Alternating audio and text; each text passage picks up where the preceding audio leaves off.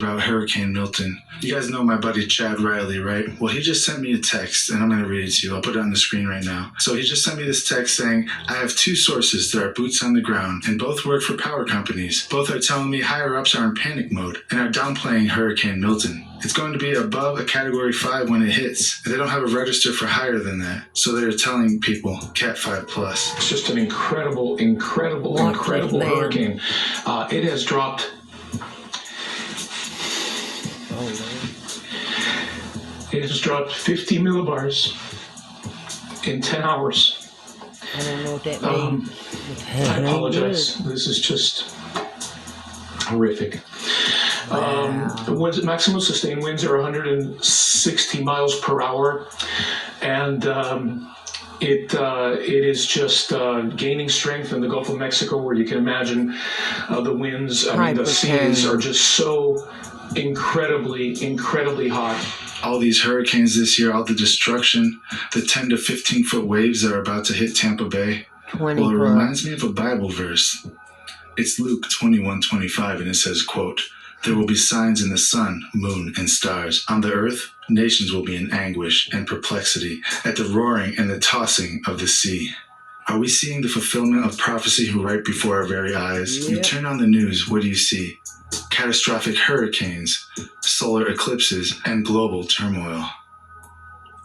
It's all there in Luke 21:25, where Jesus spoke of the signs in the sun, moon, and stars. And on the earth, distress of nations with perplexity, the sea and the waves roaring. These aren't just poetic metaphors Jesus was using. No, they're real. They're tangible. Let's break it down. Let's start with Hurricane Milton. There's talk of it being the biggest hurricane on record in the history of mankind. I don't know how accurate that is. However, it is a Category 5 at the moment, and they are forecasting a storm surge that could reach up to 15 feet along the Gulf Coast, especially around Tampa Bay. This isn't just your average Cat 5 hurricane. We're talking about a storm surge so powerful that it could swallow whole neighborhoods in one of America's largest cities. There's more than 3 million people who live in the Tampa Bay area. If the storm surge hits like they're forecasting, the ocean will push farther inland than ever before, causing catastrophic flooding. Remember, Jesus said the sea and the waves roaring.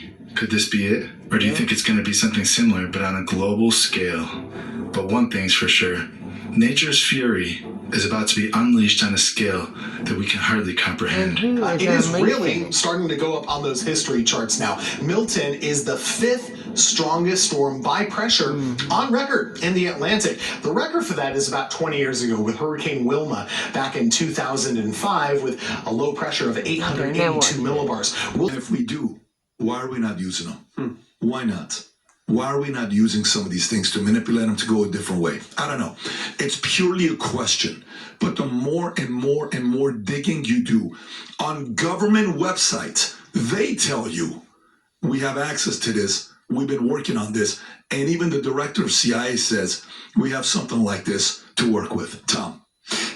Well, I think we all misunderstood the guy from GE. The guy from GE was paid to work in a lab to modify the weather, right? Yes. At the end of the year, you get your performance review to see if you get a raise or you get a bonus. And so what does he say? It worked. We did it. We partnered with the government. We put a bunch of dry ice in a B-17. We went up there and dropped this all, hyper-cooled the center of the storm. The storm turned. The next day, we went out looking for the storm. It was 100 miles over there. We're like, uh-oh. It turned west. But this guy is basically saying we have to understand this. He's saying, I work in a lab for GE on weather modification. It worked. So he wasn't being a whistleblower. He was just saying, well, this is my job, and it worked, and it turned toward there.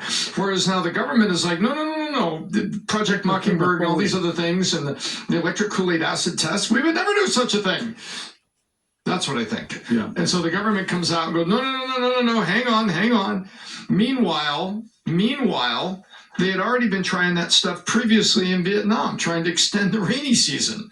So, and it's like sometimes experiments go bad, you know? Remember the Bikini Atoll? What's that? That's where they launched a nuclear bomb and gave a bunch of military guys cancer and things like this. Yeah, that's why I tell them. So we've done a lot of tests in our day and kind of messed people up in the process. And that's why when people, Pat, like you bring this up, and there's people out there, because I've seen it, because I've had these conversations, especially with Brandon. People are like, "What? Oh, now you're trying to say?" I'm like, yes, I'm talking about that same government that did what you're talking about, that gave LSD to our soldiers, that experiment with mind-altering MK Ultra type stuff. It happens, Pat. Now you have to ask the question, like, what's besides not being able to stop it, them creating it? Because mind you, these are the same people that are saying, "Hey, this is because of climate change," are actually the ones changing the climate. They're the ones that can do it. Allegedly. I'm not saying that's the case. I'm just saying. I mean, allegedly I'm as well. not there. Yeah. Well, all I'm at is the following. I'm at Harvard in 2015 at this OPM program. I went to Owner President Management Program. I've never gone to Harvard as a student. My GPA was 1.8. This is not, I went to Harvard. Yeah. But when I'm there, one of my classmates, Finney, was from Lagos town. One of my classmates was from Lagos. 8 of us were asked to go up and present a certain project we're working on to raise money. Yeah. He was one of them, I was one, and 6 other guys went up. This guy got up and he says, "I have invented that with a $100 million investment into a plant, I can build and produce water from thin air." And he wasn't kidding.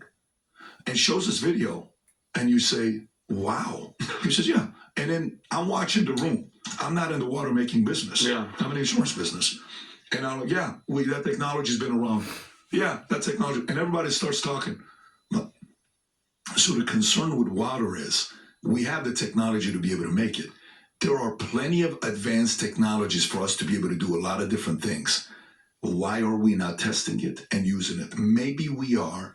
And if we are and they're not telling us, maybe that's what's also causing something that's 120 miles to go to 185 miles. Yep. Maybe they're doing that. We don't know that, right? So these are some of the things that maybe the government doesn't want us to know because they don't want to freak us out. And sometimes some projects, some assignments get, And remember what happened in Dubai, like 3 months ago? flooding. It was the worst Because they're rain cloud or seeding. drought. Yeah. And then when people were basically It's a desert. allegedly saying it was be cloud seeding, I think they were shutting it down. I think some clips, some YouTube stuff, some government intervention.